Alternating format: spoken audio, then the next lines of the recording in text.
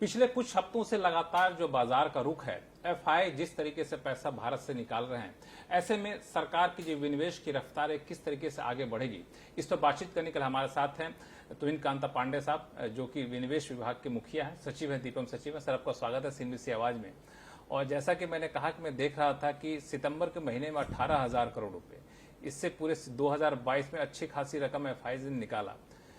लग रहा था कि बाजार में लोगों की दिलचस्पी है नहीं, इसके बावजूद आपने आईडीबीआई के लिए एक्सप्रेशन ऑफ इंटरेस्ट निकाला। क्या सोच है इसके पीछे?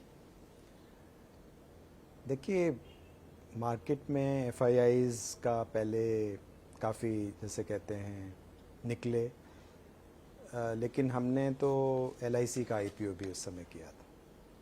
तो उसके बाद तो एफआईआईज ने दोबारा आना भी शुरू किया मार्केट में।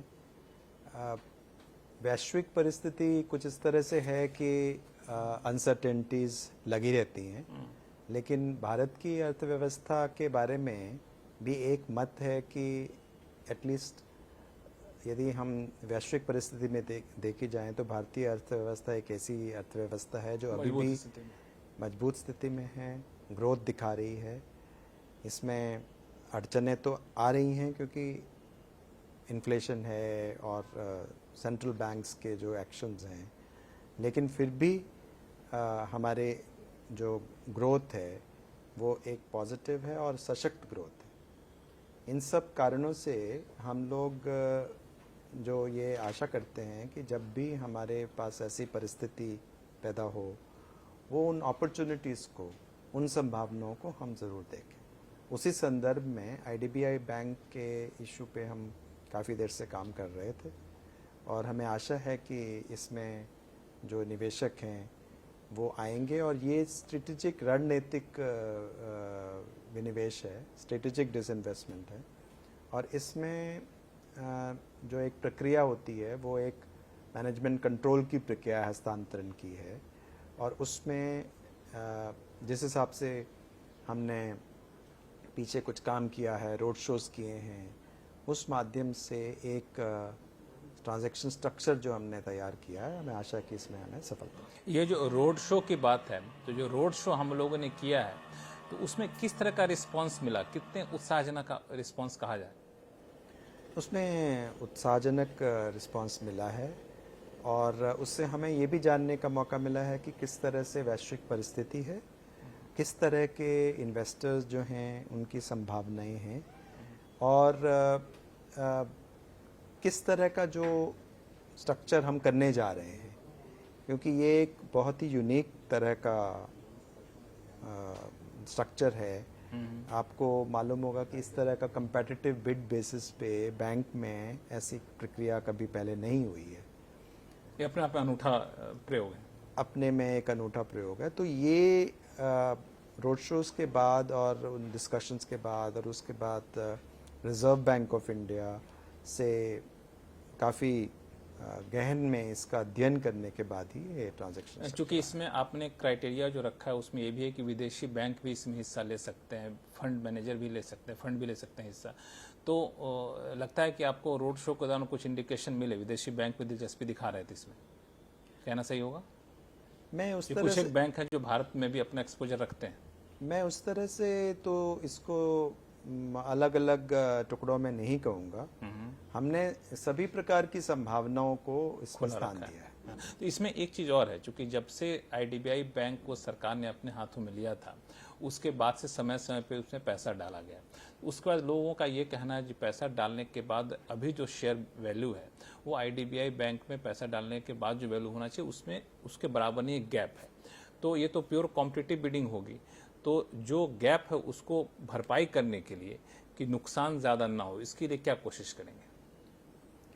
देखिए, जो बिजनेस होता है वो तुरंत बदलता रहता है, तो किसी आप एक स्थाणु व्यवस्था में नहीं जा सकते कि आप इस तरह से। तो आईडीबीआई 1964 में आईडीबीआई बैंक ही नहीं था, वो industrial development bank of India एक डीएफआई था, वो आरबीआई के अंदर था। उसके बाद वो सरकार ने, भारत सरकार ने उसको लिया एज डीएफआई। उसके बाद 2003 में उसका जब रिपील एक्ट आया तो उसको एक यूनिवर्सल बैंक बनाया गया। 2008 में उसका नाम चेंज किया गया।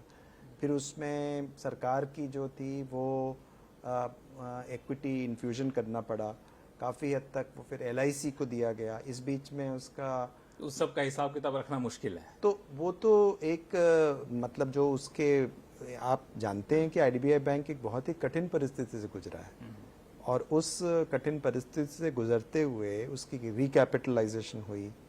इनफैक्ट उसका जो मार्केट में जो इक्विटी था पब्लिक के पास वो कम होना पड़ा क्योंकि उसमें उसको कैपिटल डालनी पड़ी उसमें। तो बैंक की एक ऐसी स्थिति है जिसमें कि जब वो किसी भी स्थिति में उसका RBI के नियमों के अनुसार पालन करते हुए उसको एक निरंतर अपना CRAR बनाए रखना था। और उसको जब उन्होंने किया तो प्रॉम्प्ट करेक्टिव एक्शन जिसमें कि उसकी लैंडिंग बंद कर दी गई थी, उससे वो बाहर निकला। तो अब हमें ये देखना है कि इसकी ग्रोथ आगे की संभावनाएं कैसे हो और भारतीय अर्थव्यवस्था जो कि आगे बढ़ने वाली है उसमें और हम आशा करते हैं कि भारतीय अर्थव्यवस्था 2000 इस दशक में विश्व की एक सबसे तेज द्रुत गति से अग्रसर होने वाली अर्थव्यवस्था होगी। तो उसकी बैंकिंग नीड्स के लिए सभी बैंकों को, खाली IDBI बैंक नहीं, सभी बैंक्स को आगे बढ़ चढ़ के काम करना है, क्रेडिट नीड्स को देखते हुए उनको पूरा करना है और उसमें निरंतर कैपिटल की व्यवस्था की आवश्यकता होगी। इसमें एक सवाल मेरा ये है कि आपने एक एक्सप्रेशन ऑफ इंटरेस्ट में ये भी लिखा है कि अगर सरकार को प्रोमोटर के दर्जा से पब्लिक शेयर होल्डर का दर्जा नहीं दिया जाता है तो जो मिनिमम पब्लिक शेयर होल्डिंग की शर्त है उस शर्त के मुताबिक हिस्सेदारी घटाने की जिम्मेदारी बिड जीतने वाले की होगी। तो ये थोड़ा सा जटिल नहीं लग रहा है कि मान लिया जाए तब तो पब्लिक को पता होगा अगर मान इनको पब्लिक शेयर होल्डर नहीं बनाते हैं तो जो बिड जीता उसको शेयर बेचना ही पड़ेगा एक सर्टेन टाइम फ्रेम में, तो शेयर वैल्यू पे असर पड़ेगा। नहीं, वो जो फाइनल पॉइंट की जो आप बात कर रहे हैं कि कितने समय में मिनिमम पब्लिक शेयरिंग होना है उसके बारे में चर्चा जारी है और उसका एक निर्णय हो जाएगा। तो पॉजिटिव निर्णय होगा, सरकार पब्लिक शेयर होल्डर रहेगी, प्रमोटर नहीं रहेगी। नहीं, पब्लिक शेयर होल्डर के अलावा और MPS का जो टाइम है, मिनिमम पब्लिक शेयर होल्डर का टाइम है, उसका भी जो समय है वो निर्धारित हो जाएगा। बढ़ाएंगे उसको? नहीं, उसको अभी मैं कह रहे हैं कि क्या होगा उसमें, वो अभी अंडर डिस्कशन है, तो उसको भी तय किया जाएगा। और पोटेंशियल बिडर तो आपसे जानना चाहेंगे इसको? नहीं, पोटेंशियल बिडर्स के लिए तो पोटेंशियली ये जानना इस समय ज़रूरी है कि ब्रॉडली क्या होगा। ब्रॉडली आपको जैसे 40% ऑफ इक्विटी आपको रखनी पड़ेगी और फिर उसके बाद आपको 15 साल में ग्लाइड पाथ में आपको 26% लाना होगा। MPS का नॉर्म है, ओपन ऑफर करना होगा। तो ये ब्रॉडली ये तो एक आखिरी सवाल कि इसमें करंट फाइनेंशियल ईयर में पॉसिबल दिख रहा है आपको? मुश्किल है? करंट फाइनेंशियल ईयर में हमारे बहुत से पड़ाव हम पार करना चाहते हैं। दिसंबर में हमारा एक्सप्रेशन ऑफ इंटरेस्ट आने का 16 तारीख है, आखिरी तारीख, और 16 दिसंबर के बाद फिट एंड प्रॉपर और एलिजिबिलिटी क्राइटेरिया का टेस्टिंग है और उसके बाद ड्यू डिलिजेंस होने के बाद हमें आशा है कि इस फाइनेंशियल ईयर में हम कोशिश करेंगे कि फाइनेंशियल बिड्स आ जाए। इसके बाद अब लोग ये जानना चाहते हैं कि IDBI के बाद अगली बारी किसकी है, क्योंकि कई सारी कंपनियां जो एडवांस स्टेज पे हैं, अगर आप शेयर कर सके कि आपका टारगेट क्या है? देखिए, हमारी ट्रांजैक्शंस जो हैं वो सब लोग जानते हैं, हमारे वेबसाइट में हैं। कुछ जो कैबिनेट के द्वारा निर्णय होता है तो उसके बाद आगे बढ़ते हैं। पहले हम प्रक्रिया में हम लोग एडवाइज़र्स और लीगल एडवाइज़र्स का करते हैं, उसके बाद कंपनी के साथ विस्तृत बातचीत होती है, रोड शोज़ होते हैं, उसके बाद एक्सप्रेशन ऑफ इंटरेस्ट सब लाते हैं। और 2 स्टेज में ये काम होता है कि पहले फर्स्ट स्टेज में एक्सप्रेशन ऑफ इंटरेस्ट में हम जो क्राइटेरिया एलिजिबिलिटी क्राइटेरिया होते हैं उसमें क्वालिफाई करते हैं और उनको फिर एक डिटेल्ड ड्यू डिलिजेंस की प्रक्रिया जिसमें कि वो कंपनी के बारे में उनको वर्चुअल डेटा रूम में सभी तरह की जानकारी दी जाती है। उसके बेसिस पे ही जब वो तैयार हो जाता है, जिसमें साइट विजिट्स भी शामिल है, तो उसके बाद एक हम फाइनेंशियल बिड्स मंगवाते हैं और उसके बाद क्लोजिंग फॉर्मेलिटीज बाकी की पूरी होती हैं। अब इसको नज़र रखते हुए हमारी जो ट्रांजैक्शंस विभिन्न चल रही हैं उसमें कुछ ऐसे भी हैं जिसमें कि हमें डीमर्जर करने की ज़रूरत पड़ी, क्योंकि जो लिस्टेड कंपनीज होती हैं यदि उनके कुछ नॉन कोर एसेट्स उनको हम हस्तांतरण नहीं करते हैं क्योंकि वो ऑपरेशन से भिन्न है और उनकी वैल्यू एज रियल एस्टेट ज़्यादा है, जो कि किसी कंपनी जो स्टेक से लेना चाहेंगे उनके संभव नहीं है उनके लिए रियल एस्टेट की तो तरह अभी डीमर्जर किनका लगभग कंप्लीट, बीएमएल का तो जैसे complete बीएमएल का डीमर्जर का ऑर्डर एमसीए ने जारी किया है अभी हाल ही तो में, इसका आगे की प्रक्रिया में शेयर एलोकेशन और उसके बाद फिर लिस्टिंग, उसके बाद लिस्टिंग। तो लिस्टिंग उसी तरह से एनएमडीसी स्टील का है, उसका भी डीमर्जर ऑर्डर जारी हुआ है। एनएमडीसी के demerger shipping corporation of India का जो डीमर्जर प्रोसेस अभी चल रहा है एमसीए में। अगर मैं स्पेसिफिक पूछूं तो बीएमएल में चूंकि डीमर्जर हो चुका है, इसके बोर्ड मीटिंग में भी मंजूरी मिल चुकी है, तो इसका ईवाई कब तक एक्सपेक्ट करें? नहीं, ये इसका तो ईओआई कब से आ चुका है इसको हम लोग और इसमें बहुत से जो बिडर्स भी हैं वो बिडर्स ड्यू डिलिजेंस कर रहे हैं और उनमें से एक ये रिक्वायरमेंट भी थी कि डीमर्जर करना है, इसके जो एसेट्स को उसको सेपरेट किया जाए। और चूंकि इसमें लैंड है, बेंगलोर में लैंड थी, मैसूर की ज़मीन थी, उन ज़मीन में चूंकि एक काफ़ी महत्वपूर्ण और महंगी ज़मीन है, उस ज़मीन को अलग से करके ताकि उसमें सभी शेयर होल्डर्स का रहे और वो सरकारी कंपनी रहे, जैसे सरकार की उसमें ज़्यादा हिस्सेदारी है और वो इसकी स्ट्रेटेजिक डिसइन्वेस्टमेंट की प्रक्रिया में शामिल ना हो। तो वो प्रक्रिया पूरी हो गई। वो प्रक्रिया अब जैसे लिस्टिंग में ही वो प्रक्रिया पूरी होगी। जब वो लिस्टिंग हो जाएगी ठीक है, तो फिर वो एक स्वतंत्र कंपनी के रूप में जन्म लेगी। उसका फाइनेंशियल बिड मंगाया गया हम लोग। Financial bid current financial year में पॉसिबल है? पूरी को हमारा प्रयत्न यही रहेगा जी। नेक्स्ट मंथ मान के चलो? नहीं, हम इस तरह से तो मैं टाइम टेबल नहीं देना चाहूँगा आपको, लेकिन मैं ब्रॉडली आपको ये कह रहा हूँ कि वो हमारा ये निरंतर प्रक्रिया चलती जाती है। इसी तरह से जैसे हिंदुस्तान HLL लाइफ केयर है, उसमें बिडिंग प्रोसेस में आगे एडवांस में लोग ड्यू डिलिजेंस कर रहे हैं। PDIL है, उसमें ड्यू डिलिजेंस कर रहे हैं। आपने एक नाम लिया इनका NMDC का, जो स्टील लिमिटेड के नाम से डीमर्जर का ऑर्डर आ चुका है। तो डीमर्जर ऑर्डर आने का मतलब माना जाए कि अब हम लोग प्रोसेस में एक काफ़ी बड़ा हिस्सा पूरा कर चुके हैं जी। और इसके बाद एक है शिपिंग कॉर्पोरेशन ऑफ इंडिया, इसका डीमर्जर अभी तक हुआ नहीं। कब तक एक्सपेक्ट करें डीमर्जर, कुछ हिंट दे पाएँ? इसका मुझे लग रहा है कि बहुत जल्द ही इसका हो जाएगा क्योंकि काफ़ी एडवांस स्टेज में है। उसके 2 स्टेज मोटे तौर पर होते हैं डीमर्जर के, एक स्टेज 1 एक स्टेज 2। तो स्टेज 1 पार कर चुके हैं हम लोग जी। तो SCI का भी हम लोग फाइनेंशियल बिड मान के चले करंट फाइनेंशियल में कि नहीं, उसमें मुश्किल लग रहा है? नहीं, बिल्कुल होगा। SCI का भी करंट फाइनेंशियल में हो जाएगा। इन सब के अलावा चूंकि मैंने आपसे टाइमलाइन पूछा, इसके पीछे का मकसद ये था कि मैं ये सवाल इसलिए आपसे पूछ रहा हूँ क्योंकि बार बार सरकार हर कारोबारी साल के शुरू में एक टारगेट फिक्स कर देती है और फिर मैं भी सवाल पूछता हूँ, कई बार आप जवाब देते हैं, कई बार लगता है कि इस टाइमलाइन के चक्कर में नहीं चाहते हुए हमें स्ट्रेटेजिक डाइवेस्टमेंट करना पड़ रहा है। तो इसमें आपका अप्रोच क्या है? क्या हमें अब लगता है कि इस पूरे डाइवेस्टमेंट प्रोसेस को अलग नज़रिए से देखे जाने की ज़रूरत है, चूँकि एक अनावश्यक दबाव देखने को मिलता है कई बार? नहीं, वो बिल्कुल आपने सही मुद्दा उठाया है। जो डिसइन्वेस्टमेंट का मतलब खाली रिसोर्स रेस करने से नहीं है। डिसइन्वेस्टमेंट का मतलब है वो एक जो हमारी ब्रॉडर पॉलिसी है, न्यू PSC पॉलिसी, उसके अंतर्गत उसे देखना चाहिए। अब जो विनिवेश है उसको ये कहते हैं, जैसे बहुत सी भ्रांतियां हैं कि ये विनिवेश से क्या होगा, इसमें जॉब लॉस हो जाएगा, इसमें चटनी हो जाएगी, विरोध होना शुरू हो जाता है, इसमें सरकार जो है अपनी रिस्पॉन्सिबिलिटी से भाग रही है। ये सब मिथ्या है। यदि आप डिसइन्वेस्टमेंट का रिकॉर्ड देखें तो आप देखेंगे कि एक्चुअली ये डिसइन्वेस्टमेंट का अर्थ एक्चुअली इन्वेस्टमेंट है। इसका उद्देश्य है इसका disinvestment for investment and growth. आपने अच्छी लाइन बताई, disinvestment for investment and growth and jobs. तो ये एक विनिवेश है, वो निवेश के लिए संभावनाएं पैदा करना, ग्रोथ के लिए संभावनाएं पैदा करना और जॉब्स के लिए संभावनाएं पैदा करना। नई परिभाषा पर कोई कंपनी अब तक खड़ी उतरी है? जैसे मैं आपको एक एग्जांपल दूंगा नीलाचल इस्पात निगम का।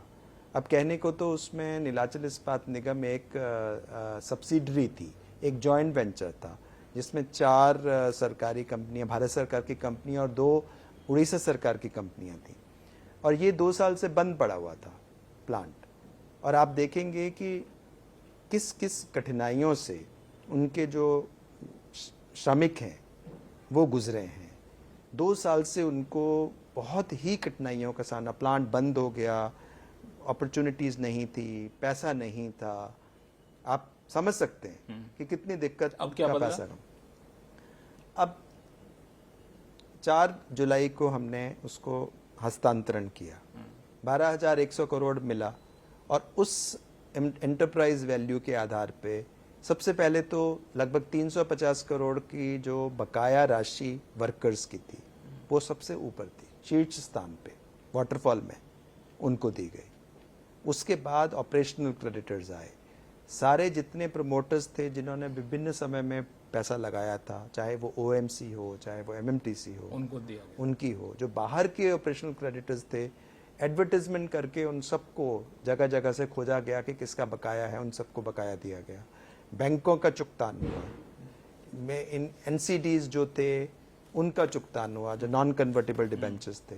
तो इन सबके चुगतान भुगतान के बाद आपका फिर भी जो उसमें जो ओरिजिनल प्रमोटर्स थे 6 कंपनियां, उन सबको पैसा मिला और एमएमटीसी की थी जो कॉर्पोरेट गारंटी वो रिलीज हुई और फिर प्रोडक्शन भी शुरू हुआ और 3 महीने के अंदर ब्लास्ट फर्नेस शुरू हो गई और अभी 4-5 मिलियन टन का प्लान ऑलरेडी शुरू हो चुका है। इसीलिए और वहां लगा डाइवेस्टमेंट फॉर इन्वेस्टमेंट और है, वहां for पे growth। अभी आप देखें जो बिल्कुल 1-2 साल से बिल्कुल वीरान जहां जंगल हो गया था, वहाँ इंडस्ट्री फल फूल वहां पूरी एक्टिविटी चल रही है। 4,000 से लोग ज्यादा वहां काम कर रहे हैं। ये आपने बहुत अच्छी बात कही कि डिसइन्वेस्टमेंट का मतलब ये नहीं है कि दुकान बंद करने जा रहे हैं, ये हम इन्वेस्टमेंट लाने जा रहे हैं, ग्रोथ में हिस्सेदार होगा और रोजगार के मौके भी यहाँ बनेंगे। इस तरफ 1-2 चीज़ें हैं जो मिसाल के तौर पर सरकार अगर डाइवेस्टमेंट से अलग हटकर देखे तो एसेट मोनेटाइजेशन की एक प्रक्रिया शुरू की थी, उसमें काफ़ी हद तक काम भी हुआ। पिछले साल टारगेट से ज़्यादा बेहतर हम लोग कर पाए। इस बार टारगेट के कितने करीब पहुँचते हुए हम दिख रहे हैं?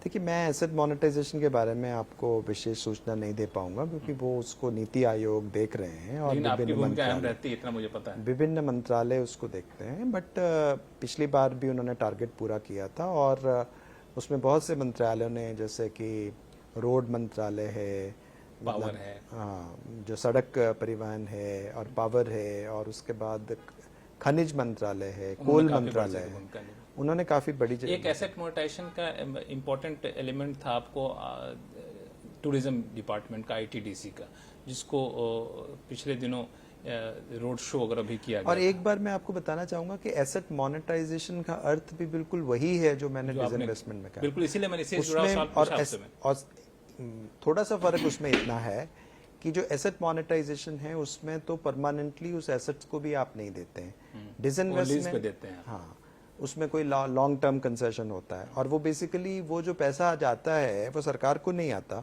बल्कि वो बैक टू उस कंपनी जो वो एसेट मोनेटाइजेशन कर रही है उनके पास जाता है, और ताकि वो उससे अधिक कैपेक्स कर सके। तो यदि आपको द्रुत गति से यदि कैपिटल इन्वेस्टमेंट करना है तो और कैपिटल इन्वेस्टमेंट से ग्रोथ आएगी, उसमें इतनी सारी डिमांड भी वृद्धि होगी, लोगों को रोजगार मिलेगा, और उसके लिए वो एक रोटेशन का ढंग है कि आप अपनी कैपिटल को रोटेट करें। और डिसइन्वेस्टमेंट में जो है उसमें निश्चय एक तरह की डिसइन्वेस्टमेंट, यदि वो सब्सिडरी ना हो, डायरेक्ट हमारी कंपनी होल्डिंग कंपनी हो, तो हमें उसमें डिसइन्वेस्टमेंट की रिसीट होती है। पर मैंने जो आपको उदाहरण दिया कि जो असली डिसइन्वेस्टमेंट का बेनिफिट है वो या तो जब हम लिस्ट करते हैं तो उस लिस्टिंग ऑफ द कंपनी से जो कंपनी को बेनिफिट होता है, उसकी कॉर्पोरेट गवर्नेंस को, उसमें वो बेनिफिट आता है। उसकी जो भागीदारी इतने सारे लोगों से आती है, आप देखिए जो डिफेंस की पीछे अंडरटेकिंग्स थी बहुत सारी, जैसे मसगांव डॉक्स था, वो उसको लिस्ट किया गया, या कुछ पहले हिंदुस्तान एरोनॉटिक्स लिमिटेड को किया। तो जो सिर्फ सरकार की भागीदारी थी, उसको भागीदारी को वाइडर लोगों से भी शेयर किया, और निश्चय ही बहुत सारी कंपनियों से ऐसे शेयर होल्डर्स को फायदा भी हुआ। इस पे एक, चूंकि आपने डिफेंस की बात की, तो पिछले दिनों यूएई में जहां तक कि मुझे याद है कई सारे डिफेंस पीएसयूज ने रोड शो किया था। तो क्या माना जाए इस रोड शो के रिस्पांस के आधार पर ओएफएस आने वाले दिनों में देख सकते हैं? नहीं, आपको रोड शोज को हमेशा ओएफएस से लिंक नहीं करना चाहिए, डाइवेस्टमेंट से भी लिंक इन्वेस्टर नहीं। इन्वेस्टर्स जो है, ये कोई भी लिस्टेड कंपनी का इन्वेस्टर से लगातार अपना संपर्क रखना एक इम्पॉर्टेंट जिम्मेवारी है उनकी। इनफैक्ट हमारी कॉर्पोरेट गवर्नेंस का ये नियम है कि जब भी वो अपना रिजल्ट्स निकालते हैं, क्वार्टरली रिजल्ट्स, तो उसके बाद जो भी अलाउएबल पीरियड है सेबी के द्वारा, उस अलाउएबल पीरियड में वो निश्चय संपर्क करें। उसी का हिस्सा था उनको, उनको हिस्सा है, तो उनको विभिन्न जो जगह से, क्योंकि FIIs हैं, FPIs हैं, डोमेस्टिक इन्वेस्टर्स हैं, रिटेल इन्वेस्टर्स हैं, तो विभिन्न माध्यम से ये संपर्क करना आवश्यक है। लेकिन इसका एक मतलब ये भी निकाला जा रहा था कि शायद कंपनियां OFS लाने वाली है, तो इसकी संभावना से इनकार कर लें कि नहीं, वो एक अलग पैरेलल प्रक्रिया जो चलती रहेगी। नहीं, वो ये जो है OFS की प्रक्रिया जो है वो इस तरह से नहीं आती जैसे आप कह रहे हैं कि हम एक टाइम टेबल आपको दें। ठीक है, उसमें सेबी के नियम है और उन नियमों के तहत आती है। ठीक है। इसके अलावा सर एक सवाल आपसे पूछूंगा, वो है आपको नई पब्लिक एंटरप्राइज पॉलिसी। हालांकि इससे पहले चूंकि आपने चर्चा की डाइवेस्टमेंट की, तो एक बड़ी कंपनी थी कंटेनर कॉर्पोरेशन ऑफ इंडिया, उसमें लैंड लाइसेंस फी का एक मुद्दा था जिसको कैबिनेट ने मंजूरी दे दी है। उस पर क्या प्रोग्रेस हम देख पाएंगे आने वाले दिनों में? देखिए, लैंड लाइसेंसिंग फीस की जो पॉलिसी थी वो रेलवेज ने एक ब्रॉडर पॉलिसी लाए, वो खाली कॉनकोर के लिए नहीं है। ठीक है, वो एक ब्रॉडर पॉलिसी है। PM गति शक्ति, लेकिन उसका असर कॉनकोर पर ही पड़ेगा। प्रधानमंत्री गति शक्ति योजना के अंतर्गत एक बहुत विस्तृत योजना है रेलवेज की कि अपनी जहां पे पॉसिबल हो, जहां संभावना हो, वहां उनकी लैंड को यूज करते हुए अपने लॉजिस्टिक्स को इम्प्रूव किया जाए। आपको पता है कि लॉजिस्टिक्स का कितना इंडिया में कॉस्ट ज्यादा है, उसको कम करने की आवश्यकता है। उसी संदर्भ में उससे कॉनकोर की जो प्रक्रिया है वो भी जुड़ी हुई थी, लेकिन वो सोल रीजन नहीं था जो लैंड लीज पॉलिसी का, जैसे आपने बोला। अब उसमें आगे प्रक्रिया वो आगे बढ़ेगी। कुछ हिंट दे पाए आगे किस तरीके से बढ़ने की रणनीति? वो तो बेसिकली जो एक्सप्रेशन ऑफ इंटरेस्ट है वो हमने पहले भी कहा था कि जब फाइनलाइज लाइसेंसिंग पॉलिसी हो जाएगी तो कैबिनेट के नियम के मुताबिक हम आगे बढ़ेंगे। तो फाइनलाइज हो गई तो कब हम देखें? हाँ, तो हम आगे उसको प्रक्रिया को अब आगे बढ़ाएंगे। ठीक। एक आखिरी सवाल हुआ है आपको कि करीब मुझे याद है 2 साल से भी ज्यादा वक्त हो गए, नई पब्लिक एंटरप्राइज पॉलिसी का ऐलान किया था वित्त मंत्री ने, लेकिन अभी तक उस पॉलिसी के तहत किसी कंपनी के तरफ हम लोग आगे बढ़ते हुए नहीं दिखे। अंदर तो खाने बढ़ रहे हो लेकिन हम लोगों को पता नहीं चल पा रहा है। नहीं, न्यू PSC पॉलिसी ये ब्रॉड पॉलिसी है, उसके अंदर जो आपको स्ट्रेटेजिक डिसइन्वेस्टमेंट जो मैंने आपको बताया, जो अभी ट्रांजैक्शंस हम कर रहे हैं, नहीं ये सब तो ऐलान पहले हो चुके थे, इन कंपनियों को मंजूरी पहले, लेकिन है तो वो उसी में ही, उसी के अंदर यही फिट होती है। नहीं, उस पॉलिसी के ऐलान के बाद कोई नई कंपनी आती हुई नहीं दिखी जिसको विनिवेश करते हुए स्ट्रेटेजिक पॉलिसी के तहत नहीं, वो उस पॉलिसी में भी हमने लिखा था कि हम कैलिब्रेटेड माध्यम से इसको आगे बढ़ाएंगे। और चूंकि हमारे अभी बहुत सारी ट्रांजैक्शंस जो हैं वो चल रही हैं, ऑनगोइंग है, उनकी प्रगति भी उसमें इम्पोर्टेंट है। आप उतना ही पिटारा खोल सकते हैं जितना आप हैंडल कर सकें। बिल्कुल। तो इसमें कम से कम ये मान के चलो कंपनियों की पहचान सेक्टर वाइज, मिनिस्ट्री वाइज शुरू हो गई है कि अभी वो प्रोसेस भी? इसके बारे में I think department of public enterprises काम कर रहा है, तो ये आई थिंक प्रश्न उन्हें करें तो बेहतर होगा। चलिए, बहुत बहुत शुक्रिया हमसे बात करने के लिए। तो ये थे दीपम सचिव तुहिनकांत पांडे साहब, जिनका साफ तौर से कहना था कि विनिवेश जो है वो एक निवेश का फॉर्मूला है, ग्रोथ का फॉर्मूला है, और रोजगार के लिहाज से देखिए इसको सिर्फ ये मत समझिए कोई हम कंपनी बंद करने जा रहे हैं, अपना पिंड छुड़ाने जा रहे हैं, ऐसी बात नहीं है। इसी रणनीति के तहत सरकार आने वाले दिनों में हालात देखकर विनिवेश की तरफ आगे बढ़ेगी। नमस्कार, देखते रहिए CNBC आवाज।